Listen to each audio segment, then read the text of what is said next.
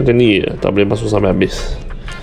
Okay, ini ada satu phone customer punya ni EU export ni, ada barang patah kat dalam, masuk tu tak lepas. Kita cuba masuk ini sampai sini ya sangkut. Macam ni je, tak boleh masuk sampai habis. Kami buka dulu, nak tengok macam mana.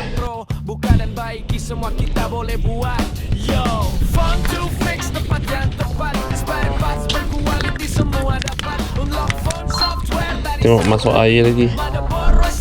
Tengok boleh keluar barang-barang tu.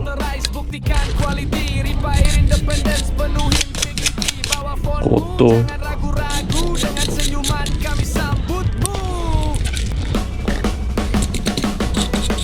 Tengok ni batu-batu. Ni pasir lagi.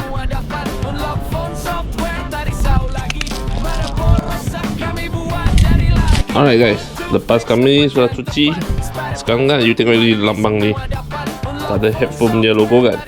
Kami pasang, kami boleh up, sudah ada. Tanpa headphone, bila kami cabut dah normal, pasang dia cabut headphone. Mantap. Kalau korang ada masalah yang sama, jangan lupa like, share, follow, komen, subscribe untuk video seterusnya.